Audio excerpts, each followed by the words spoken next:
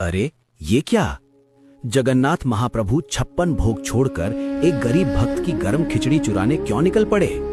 बहुत प्राचीन समय की बात है। समुद्र की गर्जना और शंखनाद के बीच स्थित जगन्नाथ मंदिर अपनी भव्य परंपराओं, नियमों और 56 भोग के लिए विख्यात था।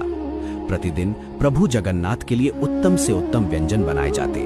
घी से भरी खीर, मिठाइयाँ, अन्न, पकवान सब कुछ शुद्धता और विधि के साथ अर्पित किया जाता।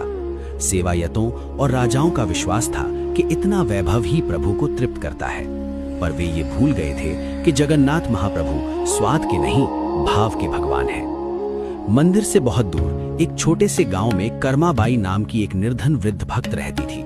उसका जीवन कठिन परिश्रम और अभावों में बीतता था। उसके पास न धन था, न अन्न के भंडार, न रसोई में विविध व्यंजन। फिर भी उसका हृदय इतना विशाल था कि उसमें केवल एक ही स्थान था, उसके प्रिय जगन्नाथ के लिए। प्रतिदिन वो अपने मिट्टी के चूल्हे पर थोड़े से चावल और दाल डालकर साधारण खिचड़ी बनाती। उसमें न मसाले होते, न घी, न स्वाद का कोई वैभव। पर जब खिचड़ी पकती तो कर्माबाई उसे बड़े प्रेम से चलाते हुए बार बार कहती, नाथ गरम है, जरा ठहरना, अपने हाथों से खिलाऊंगी। ये उसके लिए केवल भोजन नहीं, अपनी ममता का अर्पण था। एक दिन पूरी धाम में विशेष उत्सव था। मंदिर में 56 भोग सजे थे। शंखनाद हुआ, घंटियां बजी और सेवायत भोग अर्पण करने के लिए आगे बढ़े। उसी समय गर्भगृह में विराजमान प्रभु जगन्नाथ की दृष्टि स्थिर हो गई।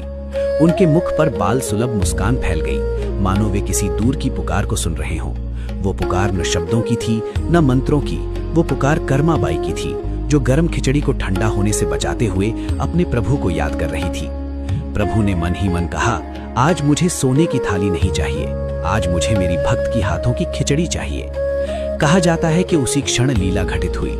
प्रभु प्रतिमा में तो गर्भगृह में ही विराजमान रहे, पर लीला रूप में वे एक साधारण बालक बनकर चुपचाप मंदिर से बाहर निकल पड़े। किसी सेवायत को इसका आभास ना हुआ। उधर कर्माबाई की झोपड़ी में खिचड़ी तैयार थी। वो पत्तल लगाने ही वाली थी कि उसे लगा जैसे कोई सामने खड़ा हो। उसने देखा एक नन्हा बालक, धूल से सने पांव, आंखों में अजीब सी चमक और चेहरे पर भूख की मासूम पीड़ा। बालक ने कहा, माई बहुत भूख लगी है। कर्माबाई का हृदय भर आया। उसने बिना कुछ पूछे कहा, आजा नाथ, गरम है, पर तू तो मेरा ही है। उसने तुरंत गरम खिचड़ी उस बालक को परोस दी। बालक ने खिचड़ी ऐसे खाई जैसे बरसों से भूखा हो। वो इतनी गर्म थी कि कर्माबाई घबरा गई और बोली, अरे जल जाओगे। बालक मुस्कुराया और बोला, माई तुम्हारे प्रेम की गर्मी में ये जलन भी आनंद है। ये कहकर उसने पूरी खिचड़ी प्रेम से खा ली